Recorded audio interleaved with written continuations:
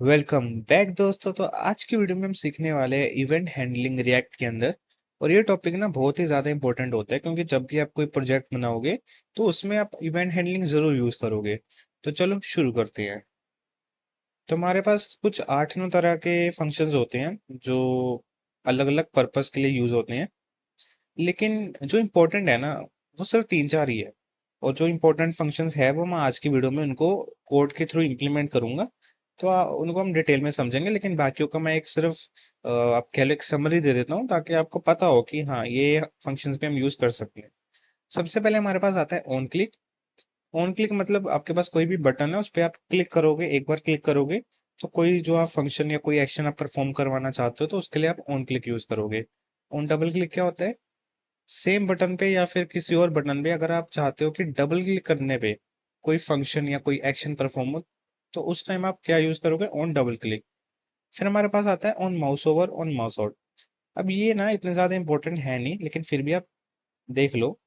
जैसे हमारे पास ये एरो की होता है ना, जब आप एरो की को किसी ऑब्जेक्ट के ऊपर लेके जाओगे तो उस टाइम अगर आप चाहते हो कि कोई एक्शन परफॉर्म हो तो आप यूज करोगे माउस ओवर। और जब अपना आपका जो ये एरो की है, जो आपका ये एरो है, उसको आप हटाओगे उस ऑब्जेक्ट से, तो उस टाइम पे आप माउस आउट लगा सकते हो। ठीक है। उसके बाद हमारे पास आता है ऑन चेंज। अब ये ऑन चेंज ना, आपका जो इनपुट टैग होता है HTML के अंदर, या फिर आपका जो इनपुट फील्ड होता है उसके अंदर आप ऑन चेंज यूज करते हो। इसको हम जो है डिटेल में समझेंगे, अब इम्प्लीमेंटेशन देखेंगे इसकी। इसके बाद हमारे पास आता है ऑन की डाउन। अब ये ऑन की डाउन होता है हमारे किसी भी की प्रेस करने पे कोई फंक्शन रन हो। यूजुअली हम एंटर की को यूज करते हैं कि हम चाहते हैं कि एंटर की जैसी प्रेस हो तो जो हमारा टेक्स्ट है वो डिस्प्ले हो जाए, या फिर हमारा जो फॉर्म है वो सबमिट हो जाए, राइट। तो उस केस में हम ऑन की डाउन यूज करते हैं। और ऑन की अब क्या होता है, देखो। ऑन की डाउन मतलब जब भी आप की प्रेस करते हो तो आपका जो की है वो प्रेस होता है, राइट। जब आपने की को आप रिलीज करते हो, वापस से की ऊपर आता है, तो उसको कहते हैं की अप। अगर उस टाइम पे आप चाहते हो कि आपका जो की है वो प्रेस होके वापस जब रिलीज करोगे आप, उस टाइम पे आप चाहते हो कोई फंक्शन परफॉर्म हो जाए, तो आप की अप यूज कर सकते हो। लेकिन ये इतना ज्यादा यूज नहीं होता, की डाउन मोस्टली यूज होते हैं। फिर आता है हमारे pass on focus, on blur. अभी ऑन फोकस ऑन ब्लर क्या है, इसको मैं आपको एग्जाम्पल के थ्रू समझा देता हूँ। तो हम चलते हैं अपने कोड के ऊपर। मैंने पहले से सारा कोड लिखा हुआ है ताकि हमारी जो वीडियो वो ज्यादा लंबी ना हो। तो यहाँ पे मैं अपना जो है लोकल ब्राउजर ओपन करता हूँ। है तो यहाँ पे मैंने एक इनपुट फील्ड रखा हुआ है और यहाँ पे एक बटन रखा हुआ है। मैंने इन दोनों पे इतनी CSS नहीं लगाई, क्योंकि मैं एज इट सिंपल आपको समझाना चाहता हूँ कि यहाँ पे इसकी वर्किंग क्या है। तो हम बात कर रहे थे ऑन फोकस ऑन ब्लर की। तो ऑन फोकस मतलब जैसे ये मेरा इनपुट है ना, इनपुट बॉक्स है, मैं इस पे क्लिक करता हूँ तो देखो यहाँ पे यहाँ पे एक बॉर्डर बना आ गया ब्लैक कलर का। तो ये क्या होता है? ये फोकस होता है। तो मोमेंट में अगर मैं चाहता हूँ कि कोई स्पेसिफिक एक्शन परफॉर्म हो तो मैं यूज करूंगा ऑन फोकस। अब ऑन ब्लर क्या होता है? जब मैं फोकस हटा दूंगा, ठीक है, मतलब मैंने अगर फोकस रखा तो ऑन फोकस, अगर मैंने वहां से फोकस हटा दिया तो हम ऑन ब्लर यूज करेंगे। तो ये भी इतने ज्यादा कुछ यूज होते नहीं है। सबसे इंपॉर्टेंट हमारे होते हैं ऑन क्लिक, डबल क्लिक भी काफी बार यूज कर लेते हो, ऑन चेंज और ऑन की डाउन। ये चार जो है हमारे बहुत ही ज्यादा यूज होते हैं, और इनको हम डिटेल में इसी वीडियो में समझेंगे।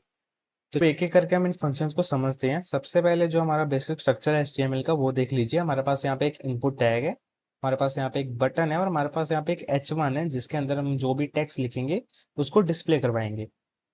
अब सबसे पहले इनपुट टैग के ऊपर आते हैं। इनपुट टैग के अंदर ना हमारे pass on change event handler यहाँ पे हमने यूज किया हुआ है। और ये जो ऑन चेंज होता है ना, ये हमेशा इनपुट टैग के अंदर ही यूज होता है। अभी ऑन चेंज ट्रिगर कब होता है?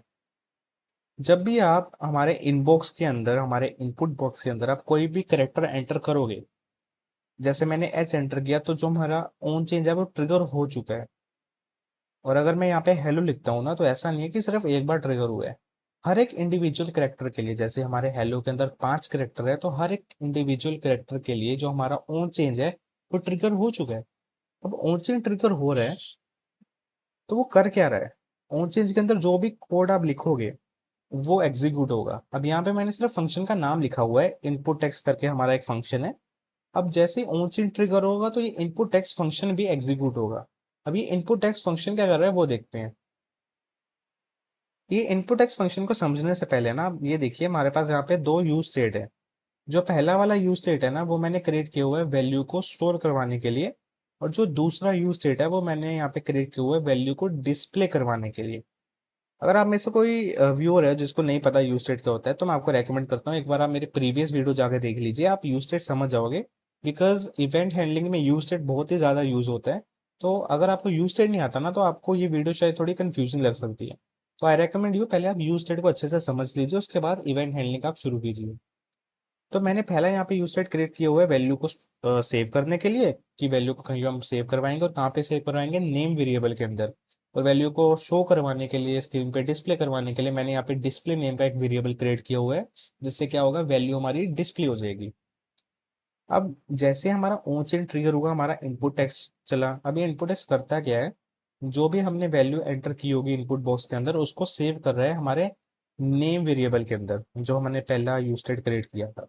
ठीक है, तो इनपुट टेक्स्ट बेसिकली इसका काम क्या है, जो भी कैरेक्टर हम एंटर कर रहे हैं उसको एक एक करके नेम वेरिएबल के अंदर स्टोर कर रहा है। अब ये कैसे कर रहा है वो देखते हैं। इसके अंदर ना हम एक पैरामीटर पास करते हैं, ये पैरामीटर कुछ भी हो सकता है, मैंने यहाँ पे ई लिखा हुआ है। तो जो भी करेक्टर आप इनपुट फील्ड के अंदर लिखते हो, जैसे मैंने यहाँ पे हेलो लिखा है, तो ये करेक्टर जाके सेव होता है हमारे उस पैरामीटर के अंदर जो आपने वहाँ पे डिफाइन किया होता है। तो मेरा जो हेलो है ना, ये ई के अंदर पहले से जाके स्टोर हो चुका है।